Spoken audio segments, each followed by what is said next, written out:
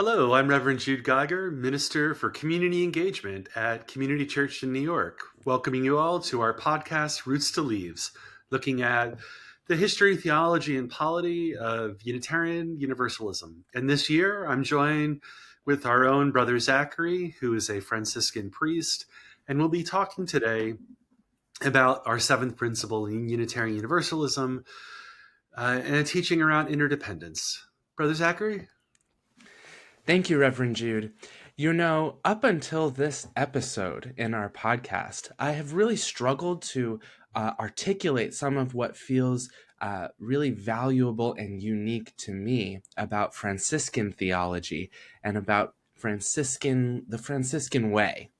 And I think that this is really the opportunity to let St. Francis and some of the traditions in his name really shine. The interdependent web of all being, as part of Unitarian Universalist language and theology, really deeply connects with a lot of what St. Francis says. And I myself, I am deeply formed and motivated by those ideas, by that way of interpreting Christianity. St. Francis spent a lot of time in mountains and in forests, all by himself and sometimes with others, communing with nature, just spending time in observant contemplation, letting nature wash over him and fuel him with what he interpreted as this divine spiritual power. St. Francis very much saw the Holy Spirit at work, not just in the life of the church, but in the life of life, in the way that all of the world moved according to God's will. This is maybe familiar language for some Christians and some Catholics, but more unfamiliar might be some of where the language sent St. Francis in his age, talking about brother sun and sister moon, the sister water, as well as the brothers and sisters, siblings in all of creation that are four-legged or winged or with tails. This language for me grounds me in my awareness that being a human being is just one facet of the whole breadth of creation. I know that these ideas are not alien to Unitarian Universalism either.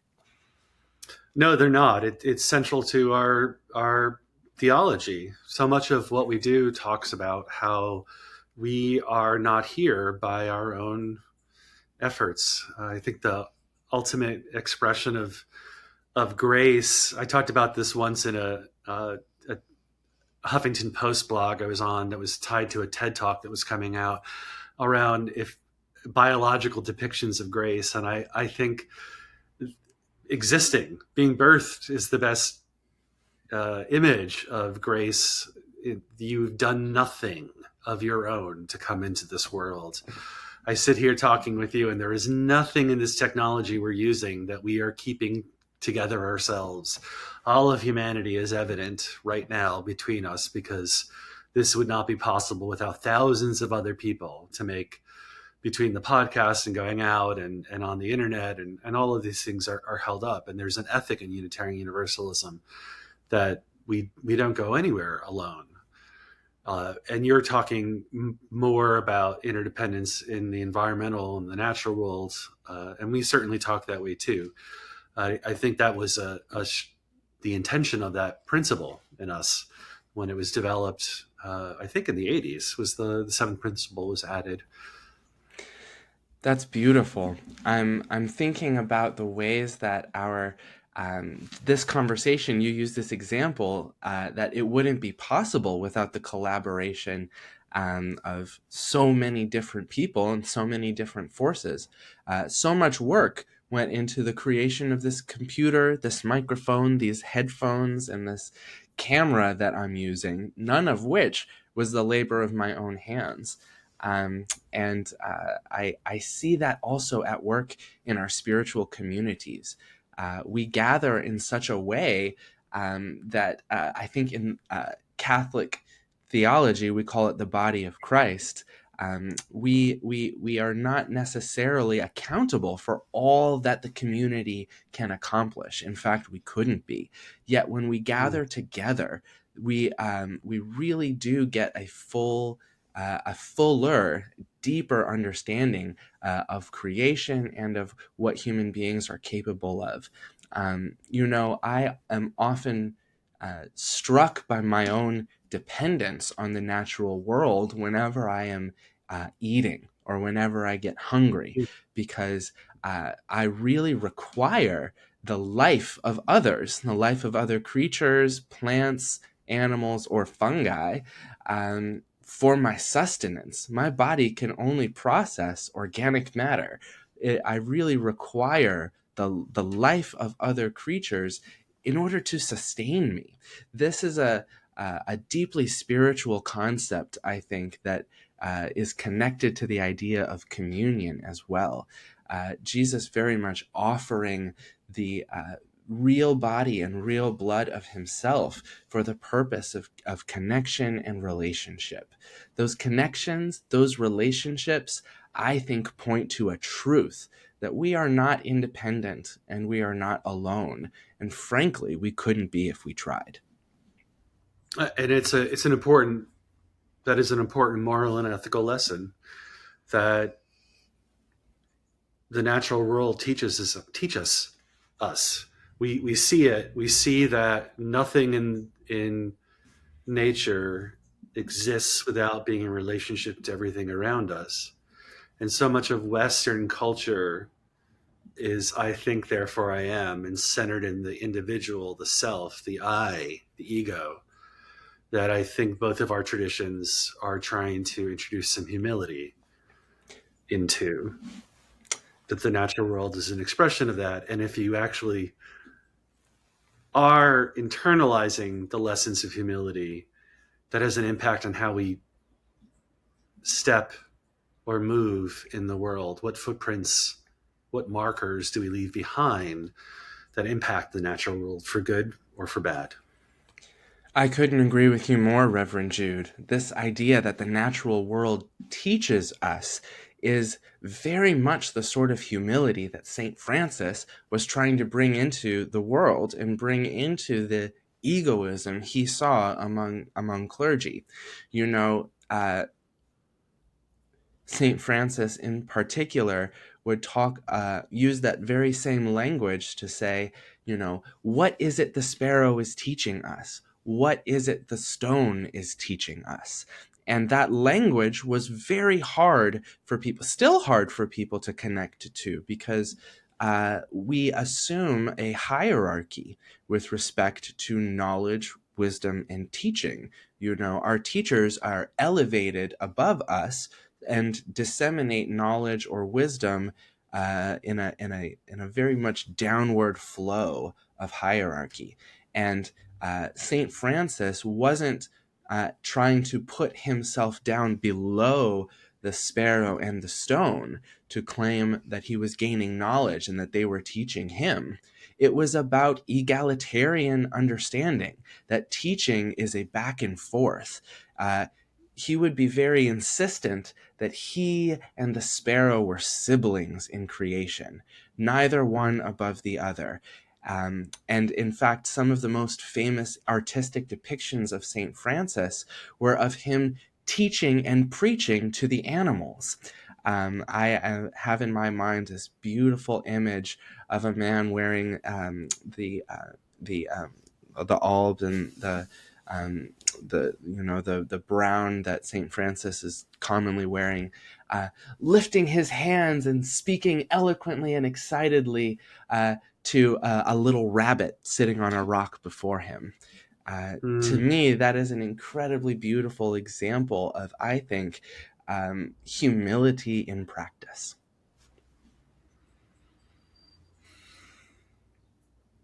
What else does the natural world teach us? Oh, what a great question. What else does the natural world teach us? Well, now we're in an interesting position, I think. A solar eclipse just passed over the eastern United States, and it caused all of this excitement and enthusiasm to experience it, to go and observe it. I mentioned that I have several children. They were really excited, and the meaning of the sun and the moon interacting over our heads in real time that we could see. I saw how just how magical that was for these young folks and for adults as well.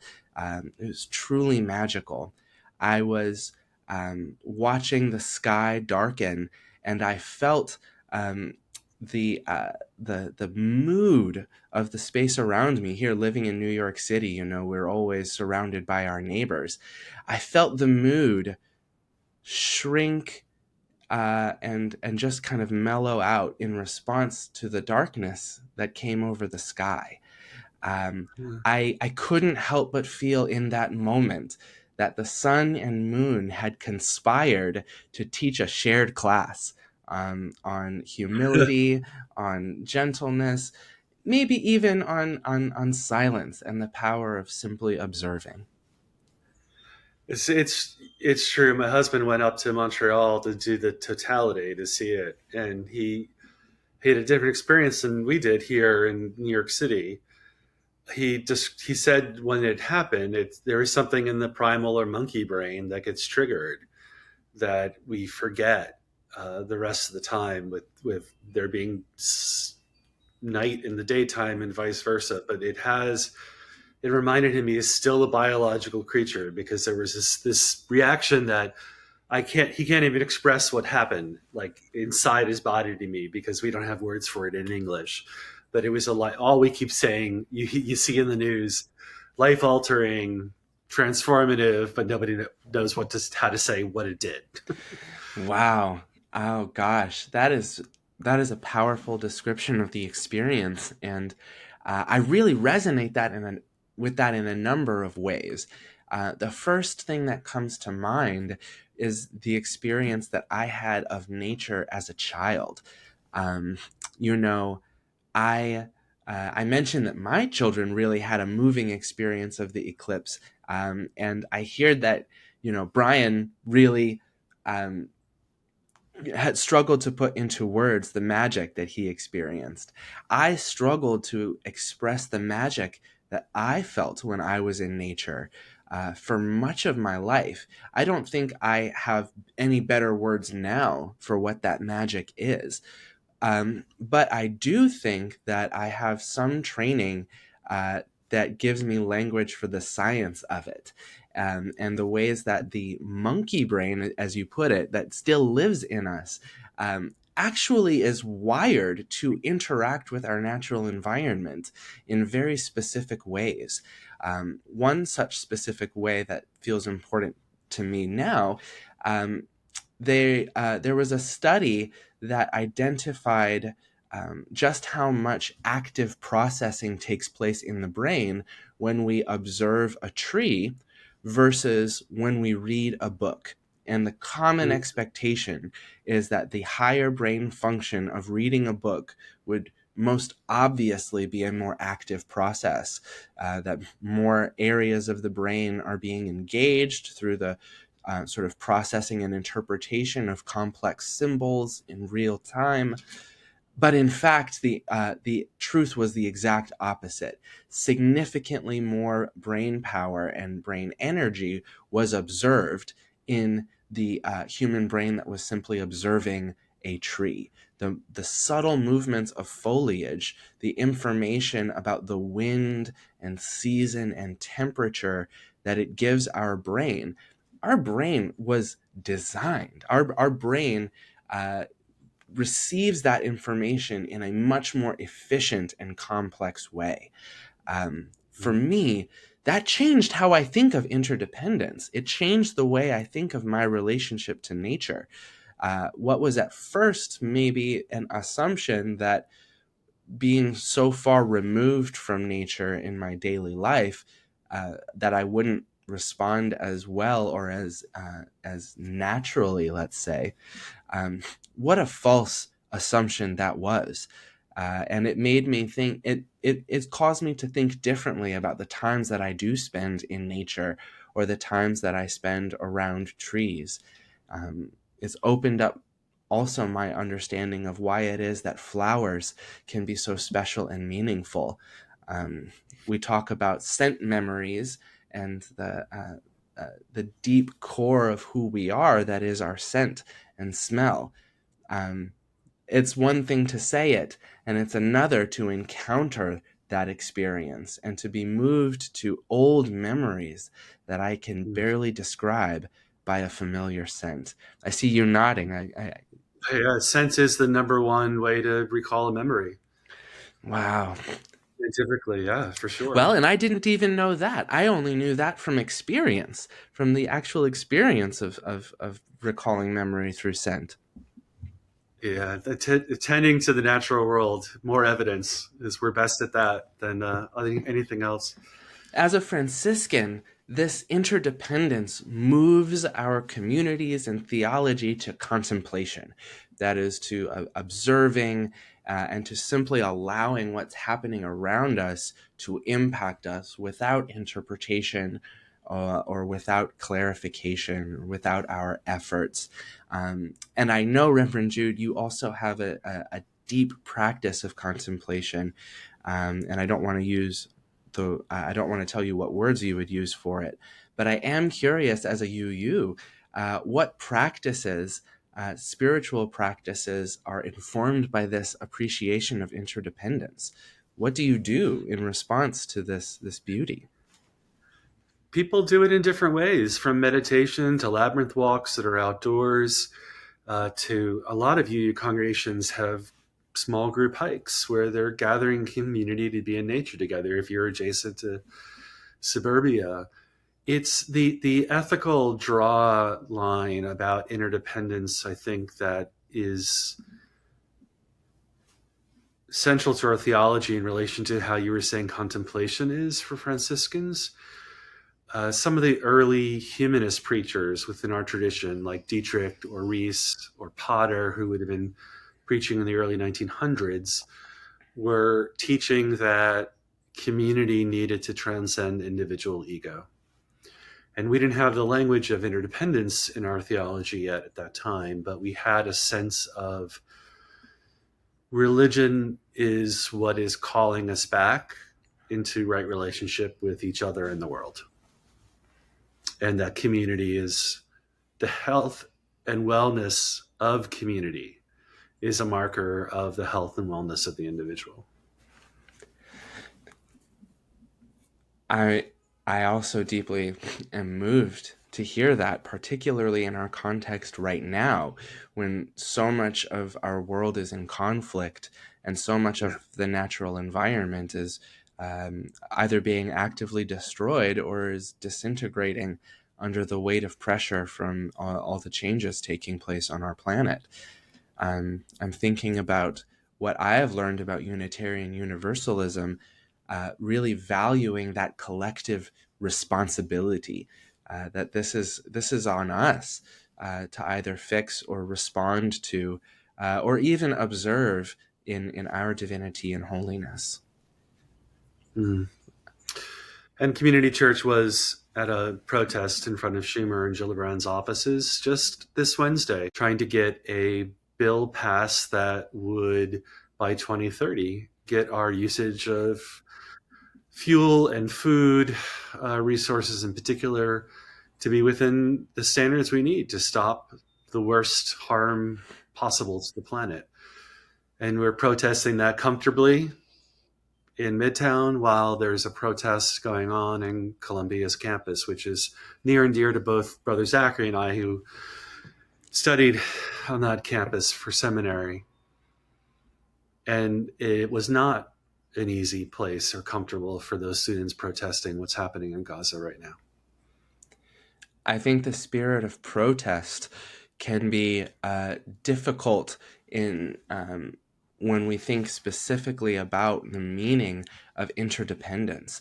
Conflicts are not self-contained or benign, and the effort required by those of us who feel that interdependence being stripped away or destroyed or even just simply disrespected can require a protest, can require some sort of embodied response. I know for me, I when I see suffering that's happening from far away, either on the news or when someone shares with me their experience of tragedy or difficulty, it's hard to know what to do. But for me, this theology of interdependence, it supports the logic of protest to me. It supports my civic responsibility to communicate with the broader community what's at stake for me and what's at stake for all of us if we recognize our dependence on one another. It is for me simultaneously healing as well as inspiring or even implicating to think of this web of interdependence because I am not alone. I am not alone in the positive or negative sense. I cannot simply abscond with my right thinking and good ideas up to a mountain somewhere and just pray for everyone to get it right. To me, that misses a fundamental dependence I have on the rest of the world and a fundamental interdependence that comes with living with other people. For me, that's what motivates me to social action, recognizing that what is good for my neighbors is ultimately good for me as well. And I hear that in Unitarian Universalism, not just between the various members of creation that are not human, but even just amongst one another as humans. You know, our conversation here is reminding me of Flaco the Owl. And if you aren't familiar, Flaco found his freedom after a protester helped aid in his escape from the zoo here in New York City. And Flaco ended up really capturing the imaginations of a number of New Yorkers through his life here as a liberated captive, but also as a bird of prey who had been at one point living in a zoo. It was a very compelling story of this boundary between freedom and captivity, domesticated versus wild. And ultimately, Flaco perished, and his toxicology revealed quite a bit of rat poison in his system. This, to me, was a tragedy then. Now, as I consider the interdependent web of all being, I feel a renewed frustration and anger at the producers of pesticides. Not that not that there isn't a good reason to protect our fruits and vegetables from the other creatures that eat them, but that the tools that we use for one purpose in this interdependent experience can have detrimental and unintended impacts far away through creation. I'm reminded of the logic around single-serving plastics that has contributed to the forming of a colossal continent-sized ball of plastic in the ocean. These different elements of I guess, examples of interdependence are, for me, just a shock of reality when I consider how unfortunately siloed we all are as individuals. The whole culture in Western ways of addressing population is so monolithic and so singular, and we see the harms in that in you're mentioning food and pesticides, and there'd be a whole series of podcasts on that we can't possibly do. But that interdependence teaches us that diversity is a value in living, and that's also an ethic in human relations as well as our environmental relations. What a powerful invitation, I think, to considering simply the truth of our interdependence as a foundation for social action and for putting love at the center of how we live. Amen. This has been another podcast of Roots to Leaves. I'm Reverend Jude Geiger from Community Church, New York. And I am Brother Zachary, the chaplain for pastoral care here. It has been wonderful to be with you. Take care. Take care, everybody. Be well.